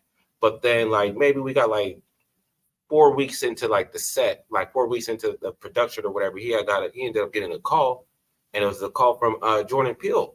Talk about like, because he had got cast for Lovecraft Country, right there on the set of Last Black Man in San Francisco. And that was probably like my aha moment to like how you say, you just got to really just wait for your time, because like I said, just see it. Like he had already been a great actor. It's just that the world hadn't seen it yet. Yep. Somebody asked me that question last year, because I've been told I'm super dope. I've been told I'm talented, man. You know, you work hard, you're a great person. And like, Mondo, why do you think that you aren't in Hollywood doing all these things, bro? And I said, honestly, is I just believe because not enough people know me yet. And I don't sit there and wallow on that. I keep working because I have to work hard to make that opportunity happen. Like him being in the Last Black Man in San Francisco, what people don't understand, man, is every hand he shook, every laughing conversation he had, every good morning he had, hey, how are you doing? Hey, brother, you need this. Hey, I'm gonna help you. All of those people he interacted with led up to that phone call of somebody going, you know, we're gonna consider him. Let's get this going and get this going and get this guy in there and handle his job. But without all of those things, without him putting in all that time and being courteous to people, even on days where he felt bad, he had stuff going on in his life, he didn't let that get in the way. That moment came to him because of that. And things like that I think about. Like, I don't compare myself to other person because they say comparison is the death of joy, right? So you don't want to do that. I just look at other people and I see what they're doing, and I'm like, man, I'm gonna get there too. I will see you at the top. I'll see you amongst these people, and then we can all have a conversation. Like I was telling one of my boys, he said, Mono, you know, you going through it as an actor. You always say you're struggling on stuff. I said, yeah. I said, man, all the debt that you build up and everything like that, everybody goes through it. And it's funny because when you get around all those A-listers and stuff like that, they go, oh, I remember that. They're like, yeah, I was just like that too. Yeah. Welcome to the team, brother. Like, everybody gonna feel sad. They go like, no, we all went through it. Yeah.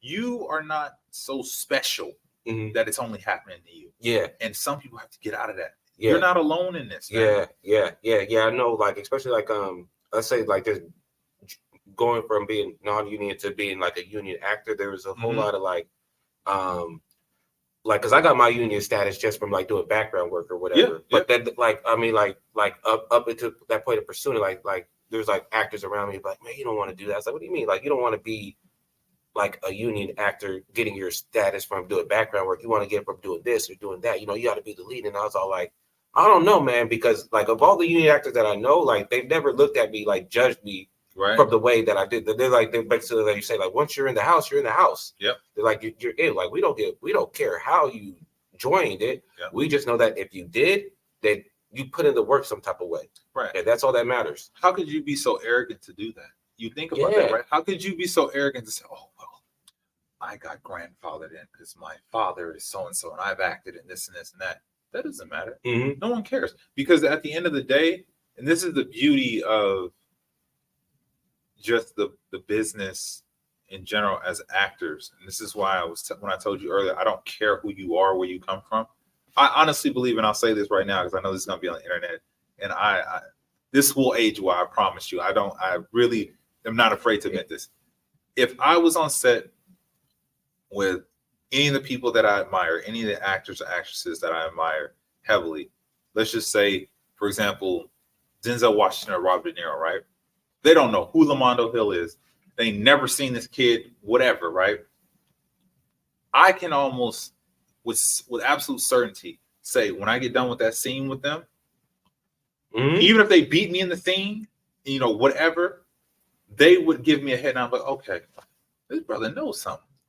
This dude is, he's not at the show because of just luck. Yeah. Like, somebody didn't just call and say, oh yeah, and just, you know, we're gonna just do no. This brother knows what he's doing. And that right there gives me a lot of pride and joy, because it's like when I get there, it's not about how you got there, but when you get there, you are prepared for the moment. And your colleagues or your peers will acknowledge you. You, like, just like you say, you're a comic.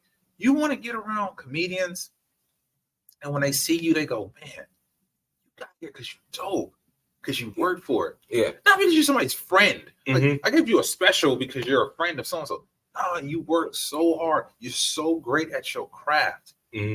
Everybody acknowledges you. Yeah. Yo, you dope. That's a gratifying feeling. Not the, I got bought and, you know, whatever, shoehorned in here. Like, you know, you don't want to do that, man. No, yeah. I mean, now if I happen to put in the work and then I just happen to have a friend that's already established and you say, yo, I see the work that you put it on. Yeah. Let me give you this alley-oop real quickly. Yeah. Then that's totally still the work. That's still the work. That relationship, right? And they seen it. It doesn't, you're right. It doesn't matter. You could be best friends. Let's say Kev Hart. Best friends. Go to the house. y'all kicking it, whatever, all the time. I mean, you go on to family events, all that.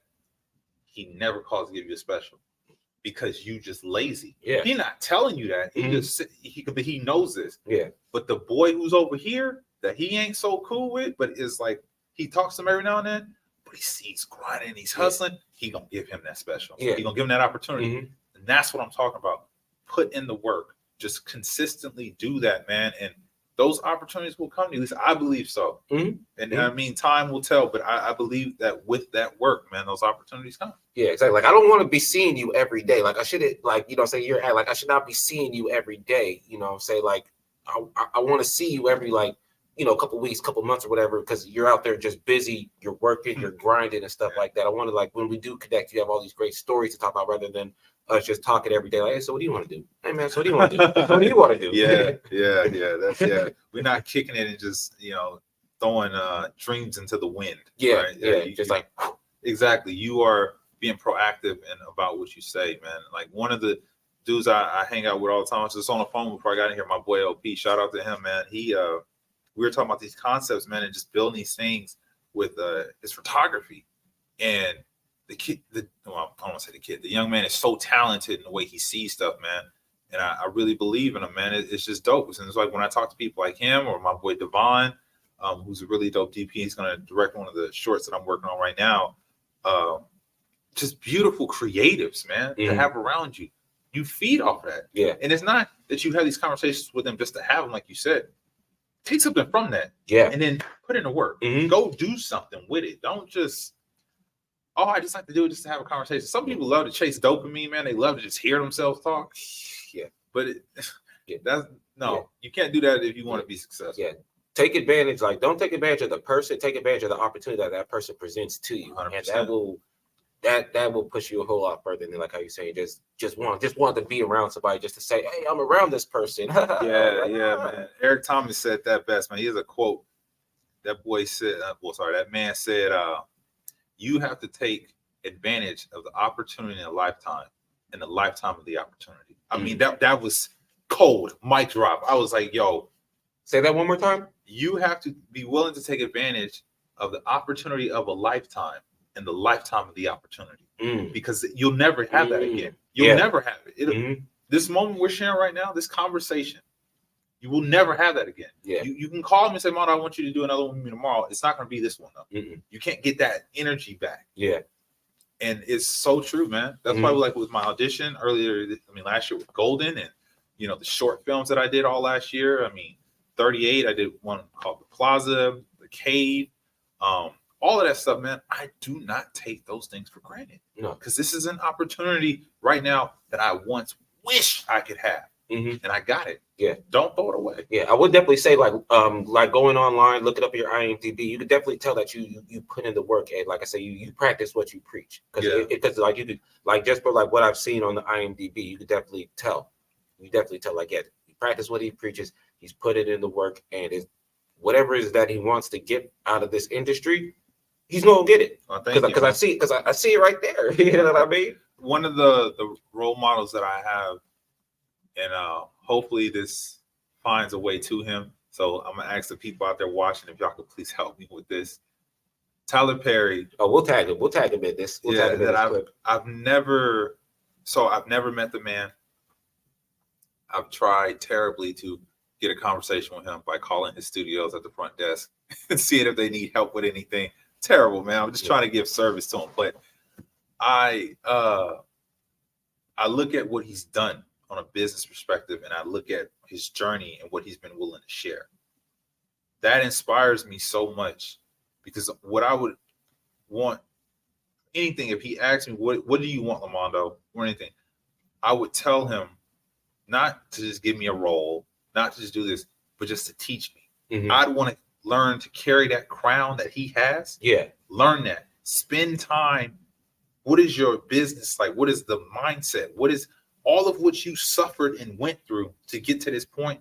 Who is that man? You know how people, they always have those pictures like two big actors on a jet flying somewhere on a plane. Man, I'd let it be on a plane and just fly with him somewhere. Just listen to his conversation, what he has to say, and soak up all the game, because I want to be able to do that for the Bay Area and the people over here in California in general. I want to be that major studio, that reputable guy, that guy who everyone loves and can come to, and they know he's serious about his business. He's making films. He's helping people's dreams come true. And he's doing it and standing on the merits of a very sound individual. So that dude, I mean, in spades, man, I look at what he's doing, and it just gives me energy, man, knowing that he was homeless at one point, man, and that he just felt like nobody was going to give him an opportunity. And he conquered it, man. He kept pressing towards, man, and kept going forward, and he didn't quit. I was gonna say, man, no, because I used to talk about like you calling up their offices and stuff like that, man. Like that, like you look, like people may look at it like it's crazy or whatever, but like, that's really what you got to do, man. Like I remember, like when I first wanted to start getting booked up here in the Bay Area, like one of the things that I got was I bought postcards with my headshot on them, and then I would mail out those postcards to all the casting directors around the area, like, hey, my name is Buddy, I'm looking for work. How can I do? What can I do to be of service with you? Right. And then some of them started booking me work and stuff like that. Then once they started booking me work, I sent them right back a whole other postcard, like to the casting, like, hey, thank you for giving me this job here. And then the other casting directors that did not book me, guess what they got? They got another postcard too that said, hey, yo, guess what? I just got booked for this job right here, but hey, you may not have booked for it, but thank you for giving me at least a chance. Yep. I at least press the opportunity and stuff like that. Yeah. And then this actor named Rob Morgan, he's probably like done like the most Netflix original shows or movies ever. Like if it's like you go to his IMDb, like he's nothing but like Netflix. He, like how you say, like Columbus, like if you really want to break into the industry, man, like whoever it is that you look up to, like as like your inspiration, like how you say, call them up, like figure out how to get a hold of them. Like if you can't get a hold of Tyler Perry, find out who the casting director is that's directing his films, and then you just get a hold of her.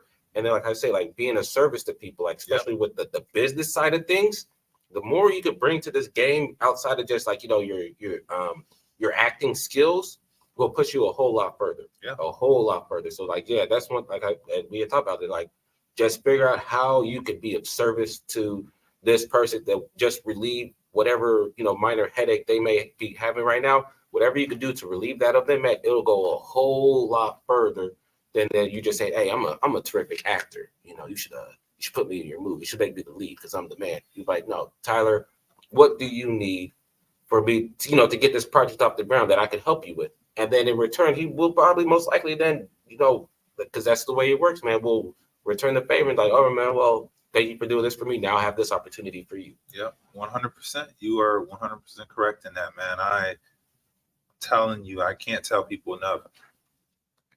You have to give in order to receive, man. And there are so many quotes that I listen to all the time that are in my head, man. Like one that's so deep and so subtle. It's I'll share two of them with you actually. One is the first one is if you want to go fast, go alone. If you want to go far, go together. Right? And because it's not just about you. And then at the end of the day, when the chess match is done, the pawn and the king go in the same box. Yeah.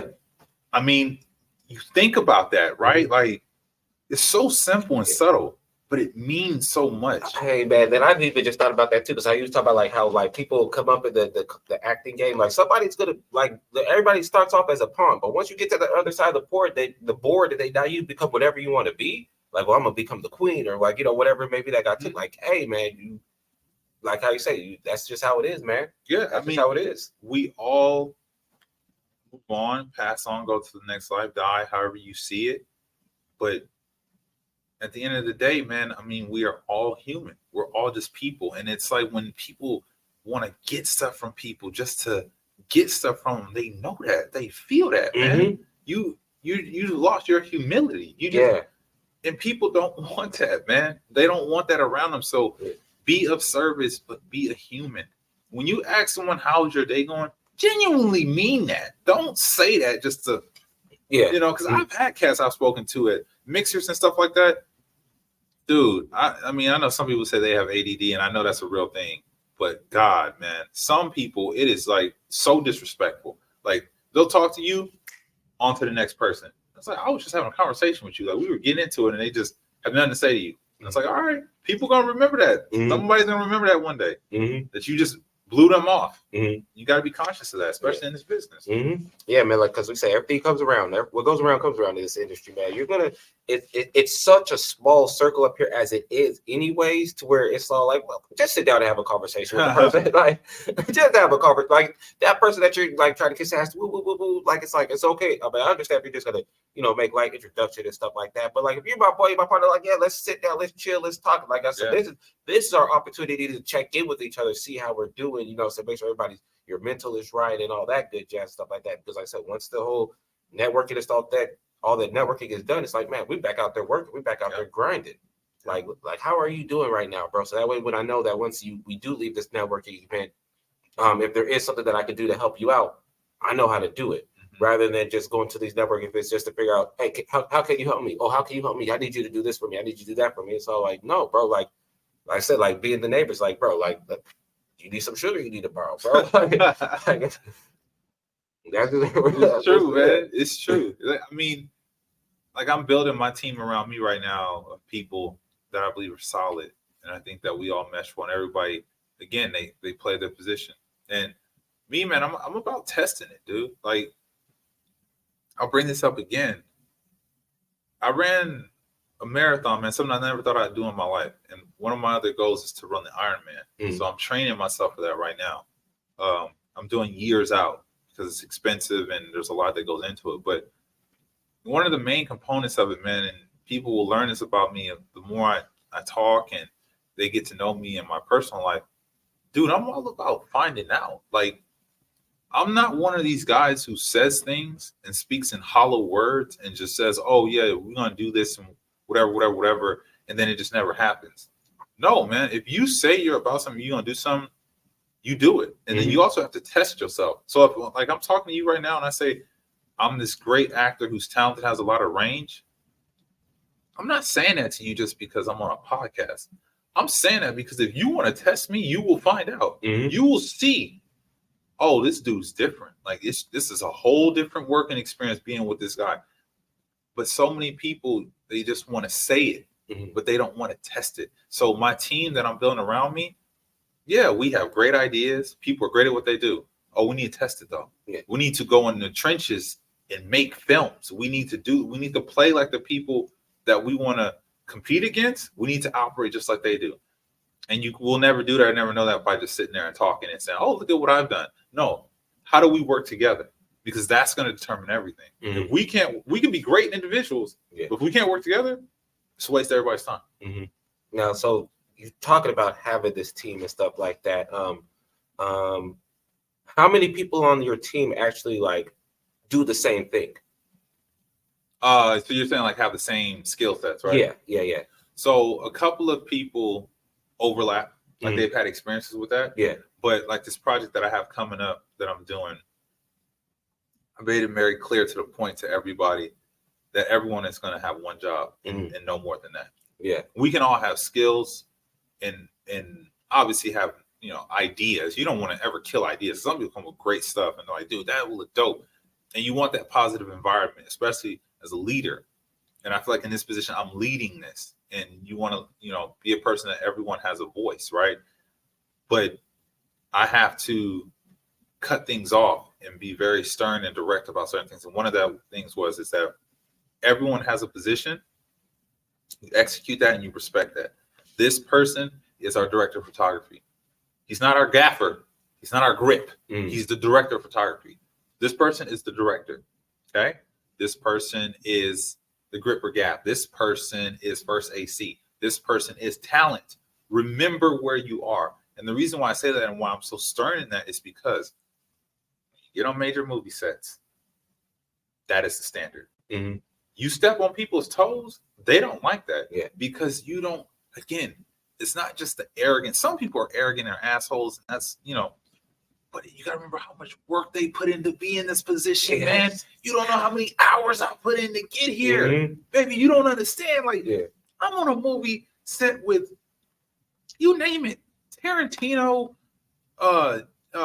James Cameron, Antoine Fuqua, I don't care. I'm here now. And you gonna come in here and try to be like, oh no, I can do. No, thank you. I appreciate it, but I got this. And that's how I respect the people on my team. I'm gonna respect you, man, because this is your position. Do it to the max. If you need my help, I'm here. I got you. But you got to do this one, man. Mm-hmm. You can't. And like I said, with that marathon, dog, no one is gonna be here to help you or do the work for you. You got to do it yourself. Yeah. And I'm gonna be your biggest cheerleader. That's who Mondo is. I love you, man. I see you doing stuff. Like I said, I had to get your socials and stuff because I want to support you in the best means that I can. But I can't do it for you. Yep. When you up on that stage or you doing your background work, you standing in, I'm not the one putting in the hours. Mm-hmm. I can look at the final product, like, congratulations, brother, when it's done. But you don't want to put in the work, and I gotta respect that. Yeah. That's the answer I was looking for. That's exactly why I asked you that question and stuff like that. Just because you gotta understand, like, exactly what you just said. Basically, just summed up everything. Mm-hmm. It's all, and again, it's perspective. Mm-hmm. Perspective is my favorite word about all the stuff in our vocabulary. It's all about how you see it. Yeah. All about you, the way you interpret things, man. Respect those people. Don't disrespect them. Let them do their thing. If a millionaire comes up to you, billionaire, I'm pretty sure they pay you for a job. That's what they want you to do. They want you to do that job. Thank you. Do that job. Like, that's it. Like, I'm not yeah, I've directed some things before, but I'm not gonna walk out to a set knowing that I'm, like I said, a background actor or whatever, and just walk up to the director. Hey man, you know how you should shoot this shot, man. If you want to shoot it like with the camera, like, you've seen that. Yeah, I know you have. Yeah, working around. Yeah, the way. Yeah, you've seen this. Yeah, I've seen a couple people just shoot themselves in the foot just for trying to just try to be helpful and stuff like that. So like, no, bro, like, even if it's something as small as like the prop guy, or like, I've been on sets about like just like hey, like extra or standard or whatever. I'm like, hey man, let me help you with the C stand. You know, let me just lift this up. We really need to take the C stand too. They're like, no, whoa, what are you doing? Don't touch it. Like, it's my job. Right. It's somebody's job to grab that C stand. Like, you do not have to go out of your way just to show your value. Right. All you got to do is just do your job that you're asked to do, and do it to the highest degree. And if you see, like, on lower production sets, obviously, man, these people are going to need help, and they're working very hard, so you can do that. But when you are in a position where, like you say, it's time and place and where you are, when you're on a major production set like that, it's all about respect, man. They've hired you to do a job. Do your job. Be nice and be humble and show your humility. Be a kind person. I'm not saying be don't be a pushover. Yeah. Don't do any of that. Stay kind and be true. But remember, this is somebody's job, and respect them in their area of expertise or at their craft at all times. You don't go to a mechanic and say, "Oh, so I need you to do this oil change for me." Well, dude, that's not how you jack up the car. That's not how I take the oil filter off. They're gonna look at you. Because that's a different industry. They might cut you out just like, you can take a car. They won't take that. Right. So but in the film industry, everybody's a little bit more subtle because it's like they got to know who they are. Yeah. Unless you're with people who are established and don't care, they will tell you straight up. Yeah, you'll see it on the set where somebody goes off the rails a little bit, like whoa. You'd be like, can they do that? But then you show up to set the next day and they're not there. Like, oh, I guess they can't. Right. Exactly. Just like that. Oh man, that's hilarious. Before we do wrap this up, like I said, I always do at the end of the podcast, I call it like the Mount Rushmore of so like your respective field, acting and stuff like that. Yeah. So who's your top 4 influence and motivations to pursue this career? Okay. So before I give you my top 4 of my Mount Rushmore, because I went over this with my wife. I gotta give some honorable mentions real quick. Oh yeah, it's all good. Okay. Yeah. So Meryl Streep, Morgan Freeman, Anthony Hopkins, Michael Caine, Marlon Brando, because if I did not say Marlon Brando, all actors would probably assault me. Kerry Washington, Viola Davis, Adrian Brody. That's just to name a few. I just had to get some of those names out there so nobody killed me. Okay, when I say my Mount Rushmore. Oh yeah, and Robin Williams, Matt Damon, Ben Affleck. Okay. But my Mount Rushmore of actors, number 1 at the helm is Daniel Day-Lewis. Okay. Bar none. You can, I understand everybody, you got people you love. I'm telling you, Daniel Day-Lewis is the man. Okay. Second, we're going Denzel Washington. Okay. Gotta put him on there. Just because what he's done for me as a, not even before I got into acting, just what he does in general. Amazing. Started off with Training Day when I was a kid, American Gangster. John Q, Man on Fire. The list goes on and on. My man is insane. Number 3 is going to be Jamie Foxx. Okay. People sleep on that. Now, I'm not saying Jamie's, if you look at his Oscars, he has a one for Ray, but I mean, the other stuff that he's done. Talent, the range of what he could do. Dude, that is incredible. Like, I don't think people understand how brilliant this man is. Like, dude, you can act. Not act as in just like, he's one character. No, he can act. The man can sing. Like, legit. He don't need auto-tune. No, and plays like 5 instruments. I mean, in comedy, he is a comedian. I mean, this is absolutely insane. And he really could play football. Like when he did like Any Given Sunday, like they like originally it was supposed to be P. Diddy, but we're not going to talk about him on this podcast. That's going to get us canceled. Yeah. But like when he auditioned for Any Given Sunday, it's like because he could really fucking play football.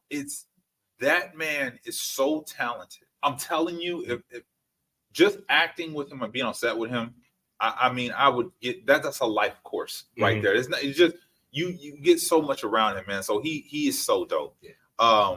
And then number 4, my favorite actor, got to give it to Christian Bale. Christian Bale, my man Christian Bale is a murderous. Just you tell that dude what you want him to do, he gonna go above and beyond. I mean, all of his films, I absolutely adore, man. I mean, the dude is just so talented, man. And for younger brothers, so that's my Mount Rushmore to answer your question. But for younger brothers coming up in the game, man, I really, really like Daniel Kaluuya.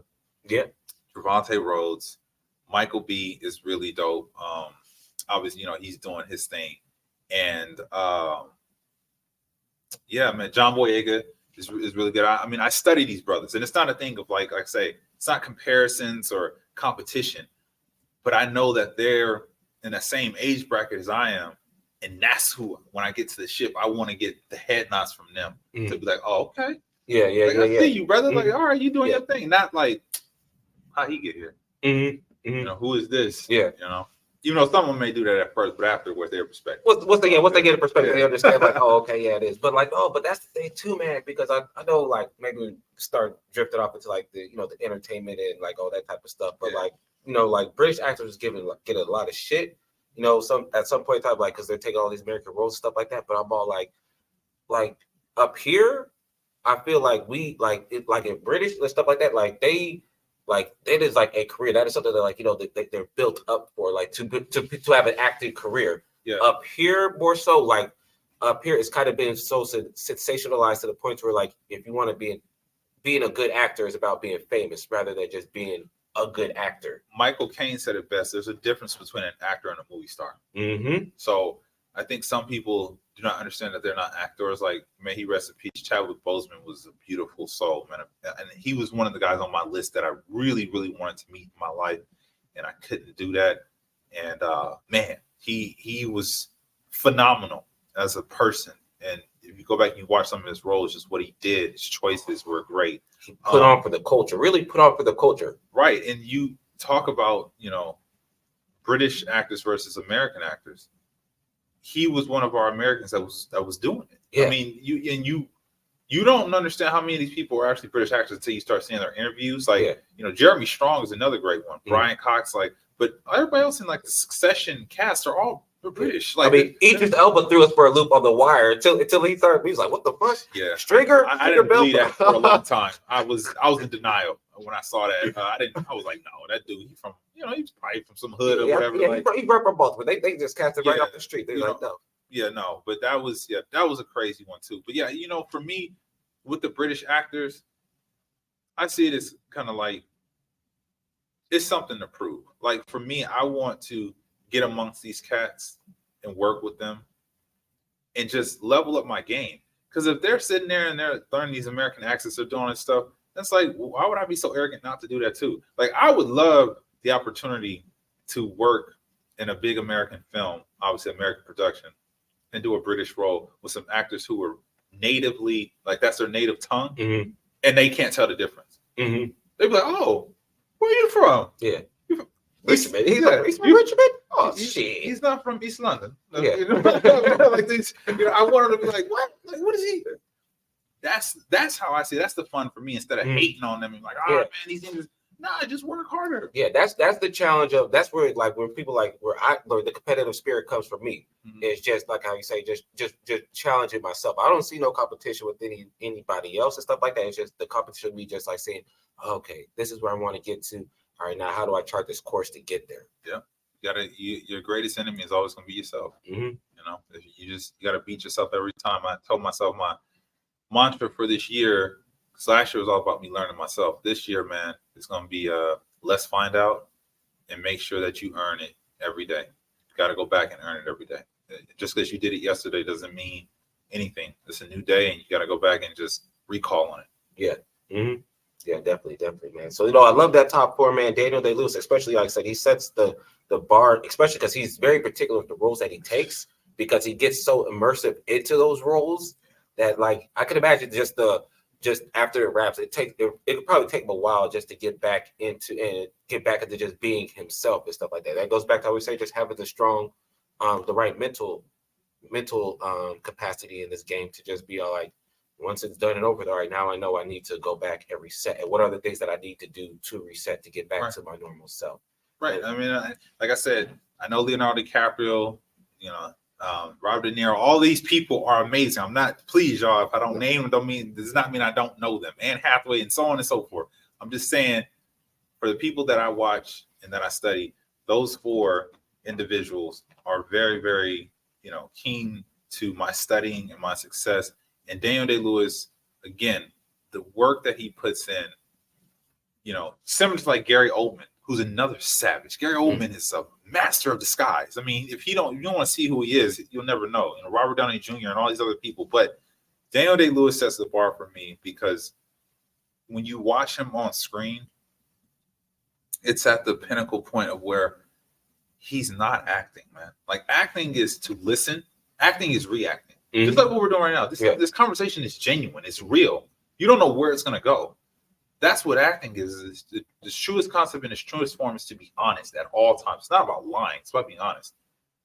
That guy is so honest in everything he does. I mean, you really believe he said what he said. It's like if you look at those tapes where like interviewing a murderer, God, I'm so glad he played Bill the Butcher, but I'm glad he didn't play like a modern day psychopath, because you would really, people would really be like, hey man, Jake Gyllenhaal does crazy very well, which he's great too, but Daniel Day-Lewis might scare you, man. Like you might be like, hey, I can see if I was working on Lincoln, him as Abraham, like, this motherfucker might try to free me. This motherfucker really might try to free me.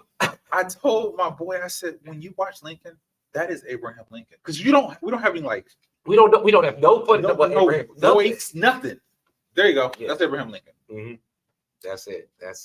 Then we had Denzel. Of course, Denzel basically sets the standard for like all I would say, actors in general, but black actors. He definitely does set that standard, because like I said, he is somebody who he's achieved success in this industry. But he also, like, if you listen to him, like, in his interviews and all that stuff, he also, like, lets you know, like, I don't play these industry games, though. Yep. Like, I'm here to do a fucking job, and then that's it.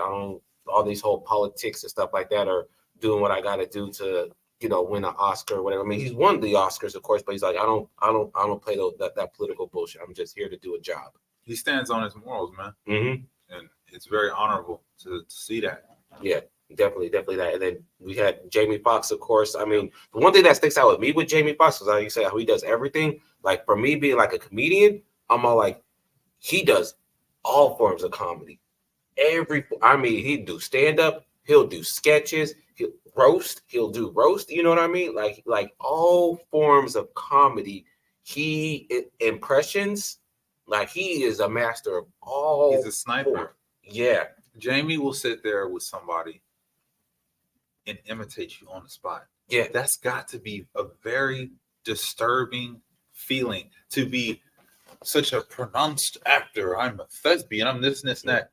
That man will do exactly what you were doing now and make fun of you. And make fun of you for it. And you'd be like, damn, I went to Juilliard. I went to 4 years of schooling for this. I got college debt up to my ass just to learn how to be this person. And this dude's just gonna sit down and he's gonna figure it out in 5 minutes. Man, fuck. Then I'll make a song about it. Like, I mean, you name it. Yeah. Jamie Foxx, right up there. And then the other one that we had was Christian Bale. Yeah, our Batman. That's my Batman. Yeah. Christian Bale is, man, I'm telling you, the dude is dope, man. He just, what he brings to the screen, man, it's just something that people have to be very appreciative for, because he does the work. Yeah, and he's one of the ones, like I said, he was a child actor. So he was like one of the ones that got his foot in like from very young, understood somebody. Like, I'm pretty sure he had great mentors and stuff like that, because you see what happens with a lot of these child actors and stuff like that. It had that mentorship there just to say, hey, this is how, if you're going to be in this business, bro, this is how you're going to have to navigate this. This is how, if you want to be successful and stuff like that, through all the ups, downs, trials, and tribulations, this is how it's going to have to work. And you see what happened. So paid off for him in a big way. It's guidance is everything. Mentorship and doing it the right way is essential. It's crucial to your success, and it's necessary. And people have to be very thankful that they do have it. And like you said in the beginning of the podcast, man, pay it forward. Pay it forward, man. Pay it forward. That's how we do it and stuff like that.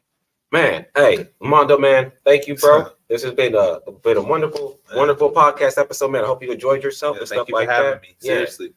So before we do wrap it up, man, tell the people where they can find you at.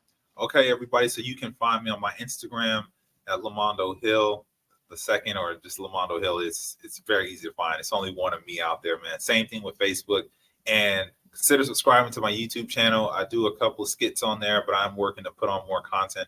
Hopefully for behind the scenes stuff that I can share for my adventure as an actor and as a writer, and as, like I said, becoming a mogul in the industry. So you can support me in those ways. And then also, if you want to do donations, you can become a Patreon member, which I'm building that also. And that just helps the productions that we're doing independently. So Facebook, Instagram, YouTube, and Patreon, man. I hope to see you guys soon and interact with you guys, and see you in the future on sets, man, and work with y'all. Thank you. Yes, sir. Lamondo Hill, the actor / mogul, man.